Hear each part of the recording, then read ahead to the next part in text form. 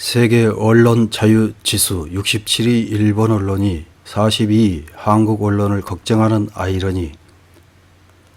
국경 없는 기자회에서 발표한 2021년 세계 언론 자유 지수 순위 67위인 일본 미디어들이 42위 대한민국 조중동 등 혐한 언론의 미래를 걱정하는 보도를 연일 쏟아내고 있습니다.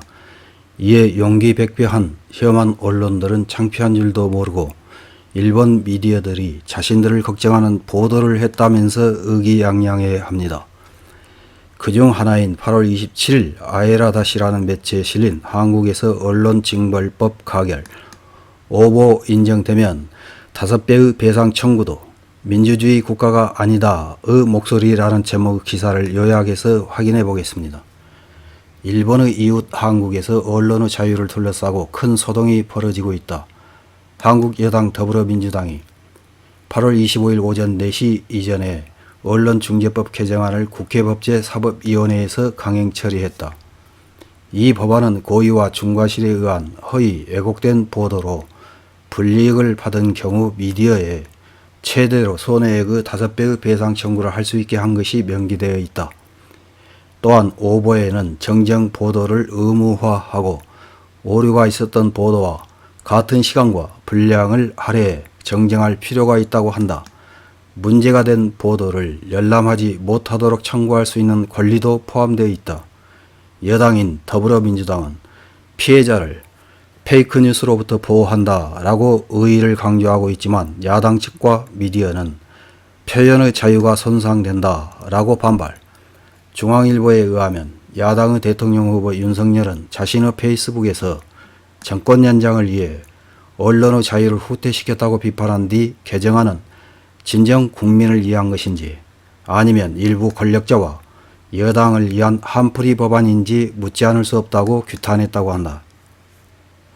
한국에 주재하는 통신원은 문정권은 유력한 정치인이 스캔들과 부정을 미디어에 규탄받고 실각하고 있다. 정권 비판을 봉쇄하고 차기 대선을 염두에 둔 법안이 아니냐는 야유를 받고 있다. 이번 언론징벌법으로 인해 SNS상에서는 더 이상 민주주의 국가가 아니다, 북한과 같은 사회주의 국가가 될 작정이냐 등 비판의 목소리가 높아지고 있다. 강행 처리한 것으로 더욱 비난이 강해지고 있다고 말한다. 또한 이 법은 페이크뉴스 선긋기가 애매하다. 한국은 일본과 달리 그 당시의 국민 감정을 배려해 법을 운용하는 경우가 많다. 그 당시의 정권과 한국 국민에게 소용돌이치는 일본에 대한 감정으로 일본을 옹호하는 것과 같은 기사가 페이크뉴스라고 적용될 우려가 있다.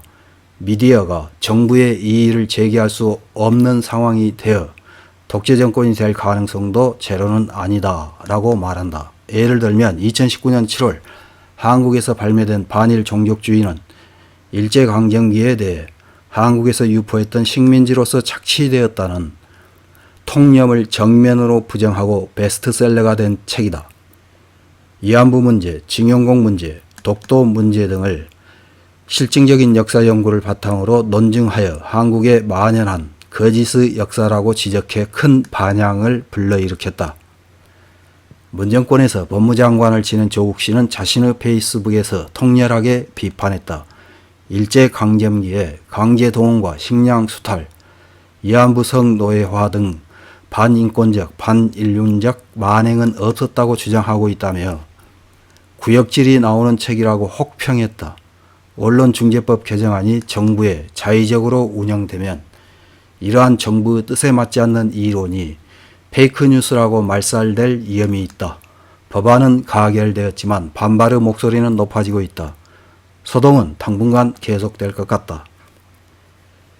이런 기사를 읽은 일본 네티즌들은 어떤 댓글을 달았는지 몇 개 확인해보고 마치겠습니다. 첫 번째 댓글입니다. 이제 한국의 민주주의는 완전히 죽었군요. 이런 법안이 가결된다고 하는 것은 자신에게 좋지 않은 것은 처벌한다는 것입니다. 언론의 자유를 봉쇄한 독재국가입니다. 세계 각국이 이 상황을 어떻게 판단할지 관심이 가네요. 다음 댓글입니다.